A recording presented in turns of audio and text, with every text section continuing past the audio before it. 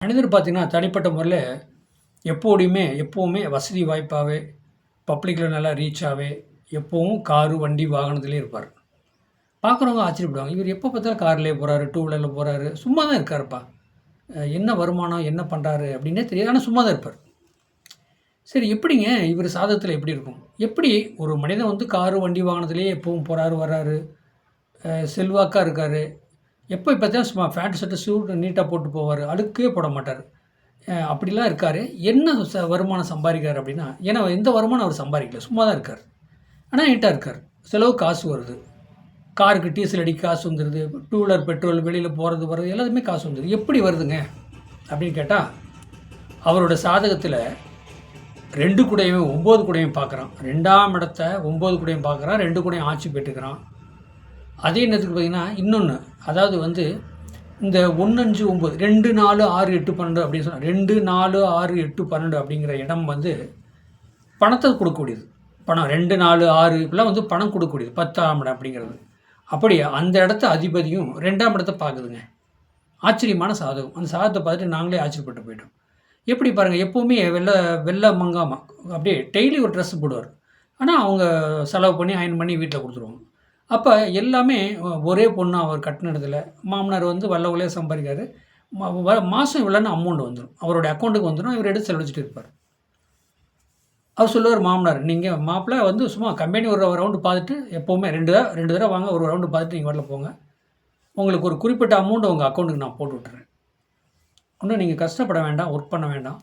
அடுத்தவங்கள்ட்ட போய் நீங்க அடிமையா இருக்க வேண்டாம். என் பிள்ளைய நீங்க பாதுகாப்பா நல்ல முறையில கண் கலங்காம வச்சுட்டா எனக்கு அது போதும் மாப்பிள்ளை" அப்படிம்பாராம். பாருங்க எப்படி பாருங்க. அவரோட சாதகத்தில 2 கூடயும் ஆட்சி பெற்று 9 கூடயுமே பார்க்குறார். 9 கூடயும் பார்க்குறாருங்க. அவருடைய 2ஆம் இடத்துடைய. அப்ப தகப்பன் மாரி அவங்க மாமனார் இவர பார்த்துக்கிறாரு. பிள்ளை ஒரே பொண்ணு தானே. அதனால வந்து மருமகனா மகனா நெனச்சு பார்த்துக்கிறாருங்க. என்ன வேணாலும் செய்றாரு. என்ன வேணாலும். ஆனா மருமகன வந்து மனங்கோணாம வச்சிருக்கிறாங்க. அந்த மாமனார், மாமியாரும் சரி, மனைவியும் சரி. ஆனா 2 குழந்தைங்க. பையன் 2 பசங்க. பார்த்தீங்கன்னா, இன்னும் செல்வாக்கா தான் இருக்காரு. பசங்க 2 பேரும் காலேஜ் படிச்சுட்டு இருக்கிறாங்க. இன்னுமே நீட்டா இருக்கும். எப்படி வருமானம் அதான் பாருங்க, அதே மாமனார் வீட்டிலேருந்து வருது. ஜாலியா என்ஜாயா இருக்காரு. ஆனா சாதகத்த அவரே பார்த்துட்டு சிரிப்பார். "ஏப்பா எனக்கு எவ்வளோ கொடுத்து வச்சிருக்கு பாரு" அப்படின்னு அவரே பார்த்துக்குவாரு.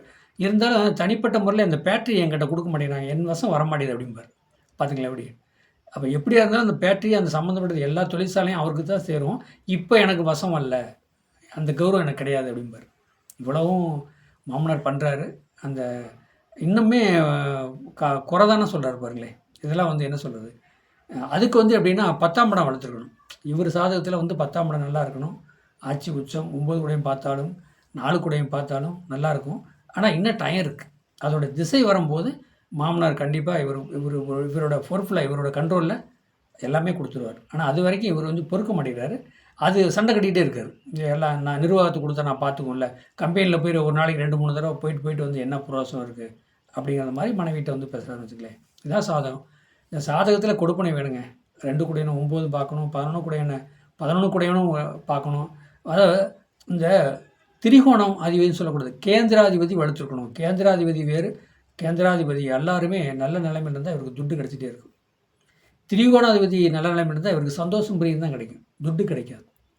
பார்த்தீங்களா? இந்த சாதம் ஒவ்வொரு சாதம் பார்த்தா ஆச்சரியமா இருக்கும்.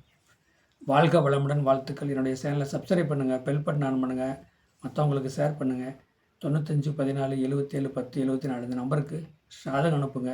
தெளிவா பேசப்படும். வாழ்க வளமுடன்.